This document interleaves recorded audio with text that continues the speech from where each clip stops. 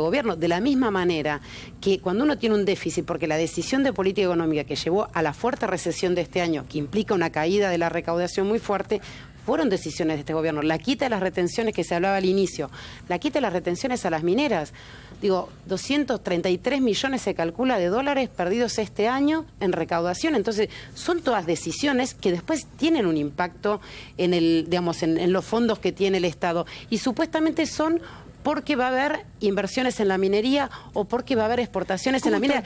Cayeron las... Sí, perdón. ¿Cómo está el tema de las importaciones? Vos que estás haciendo un seguimiento de avalancha de productos que lo empezaste a revelar. Sí. Bueno, solo dos cosas. Termino porque me parece que es importante entender, o sea, bajan las retenciones a las mineras y caen las exportaciones a las mineras. En estos 9 meses cayeron de las de oro, que son el 80 y pico % del ingreso de divisas, cayeron un 23%. Entonces, bajan las retenciones y no hay inversiones y caen las exportaciones. Todavía no termino de ver cuál es el negocio para el país, digamos.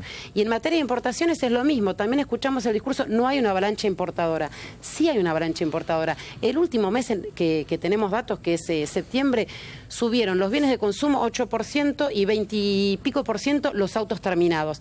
No tenemos el dato enero-octubre porque dejaron de publicarlo este mes, pero en el acumulado llevaban 20-25% de bienes de consumo, en un contexto en el cual en este año el consumo está cayendo en todos los sectores, incluso en alimentos. O sea, en los bienes primarios lo que vemos es que un incremento de las importaciones que atraviesa todos los sectores genera un problema de empleo muy fuerte que también se empieza a ver.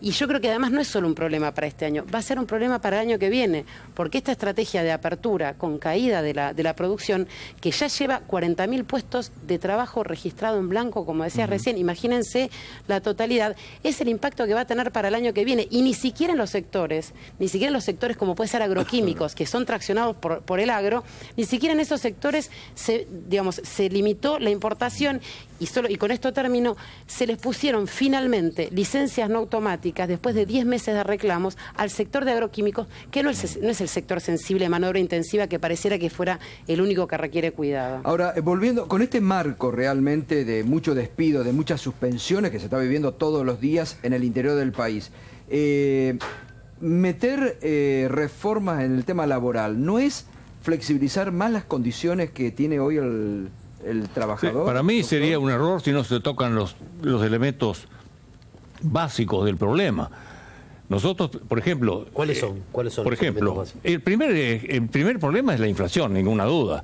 El déficit fiscal, el gasto público, cómo está orientado, el 60 o 70% del gasto público... Primero el Estado tendría que solucionar eso y después ir a... No. Por eso yo digo, el Estado es Estado nacional, es provincias... Sí. Es municipios también. Entonces, debería haber una concertación ahí razonable para ver cómo se puede resolver el tema ese, porque uno dice... Pero, perdóname.